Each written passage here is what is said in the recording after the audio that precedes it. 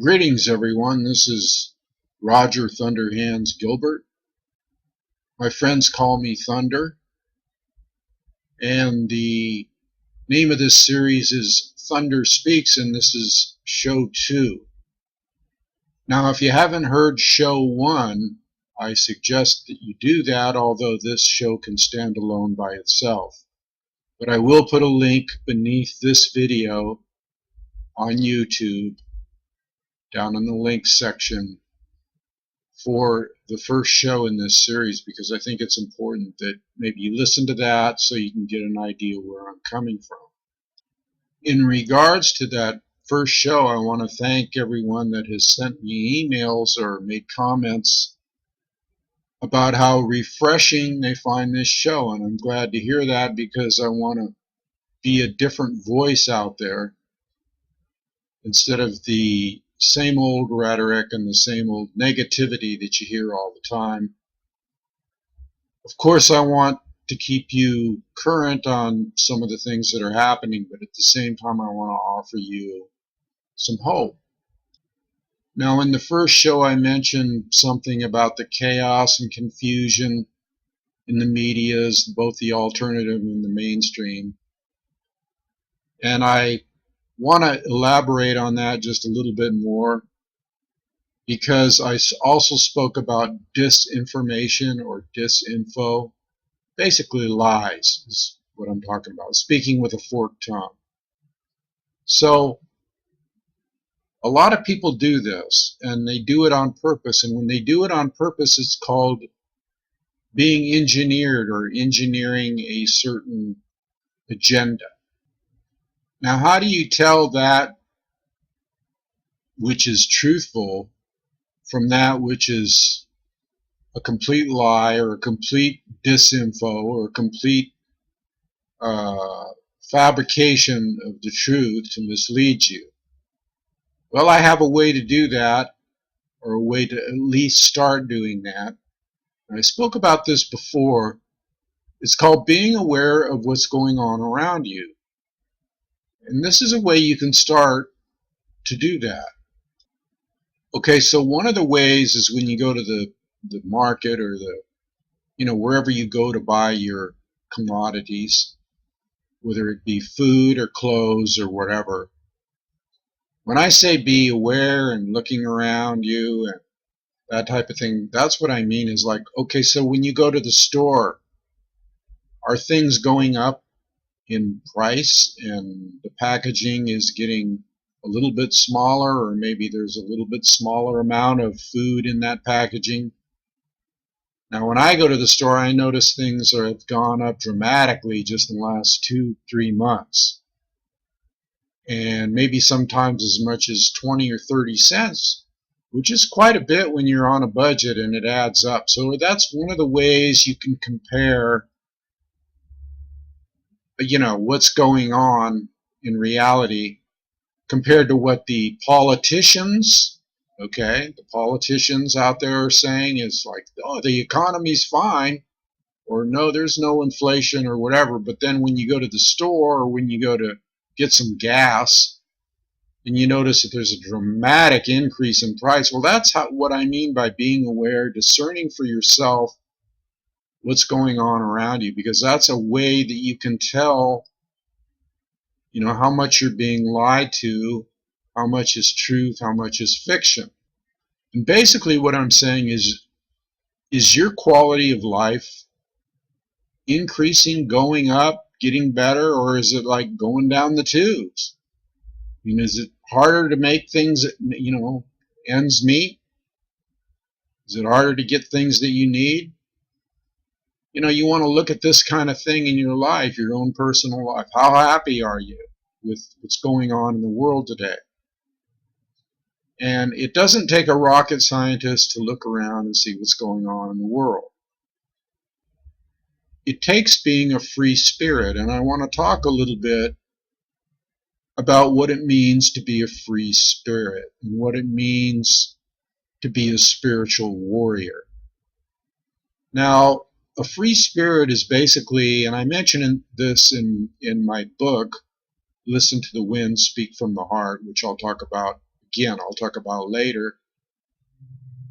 But being a free spirit is thinking for yourself and not being manipulated in any way, shape, or form by anybody. And I'm talking anybody: government, schools, religion, family members, whatever. I mean, there's always somebody out there that thinks, hey, we know what's best for you. No, you know what's best for you. So when you're a free spirit, then you're not locked into somebody else's belief system or some belief system that was indoctrinated into your head as you were growing up and you feel you have to adhere to. There is no guilt involved with being a free spirit. Being a free spirit means nothing is other than what you believe it to be, okay? Because it's all about belief systems anyway.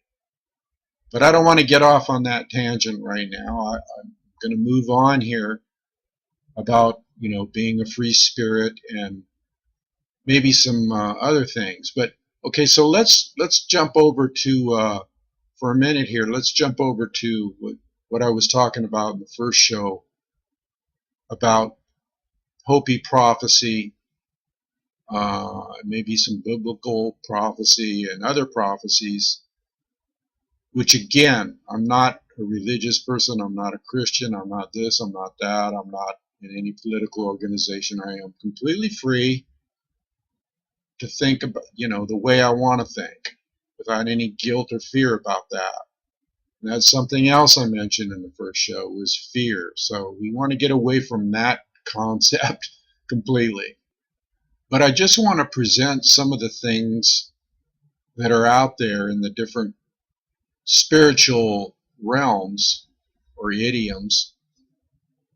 And I was talking about Hopi prophecy before and how all the sea would turn black and all living things should die. And then there's another one that I wanted to touch on today about the gourd of ashes. And the gourd of ashes has to do with nuclear energy or the atom bomb or us messing with the atoms in the first place.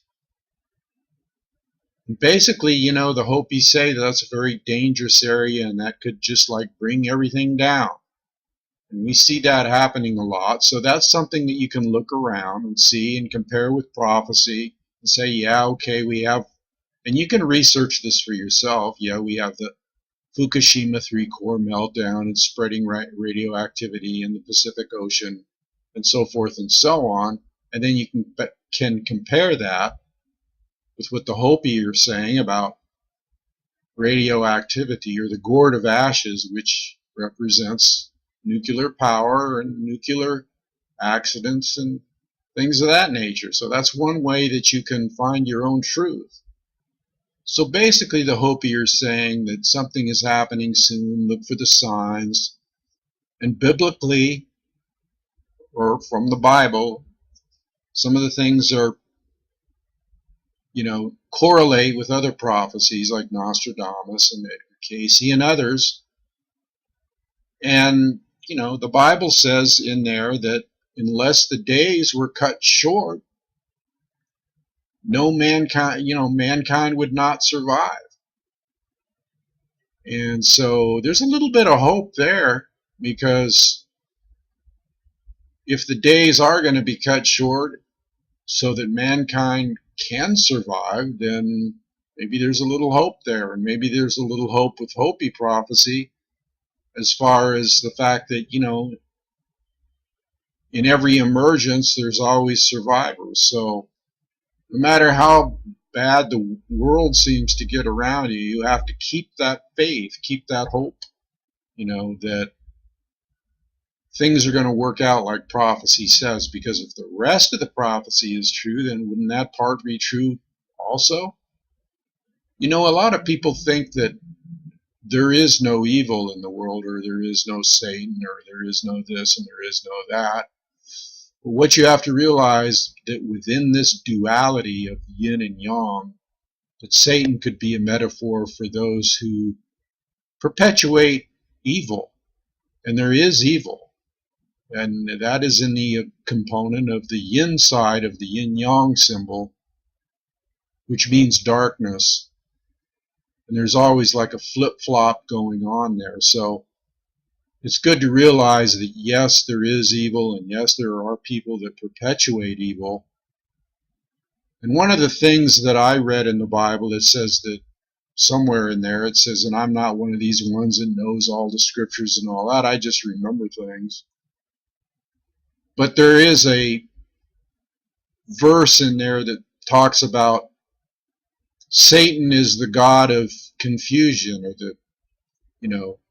the god of complete chaos and confusion. And if that's true, then I believe that Satan is a metaphor for the people that perpetuate this confusion for their agenda.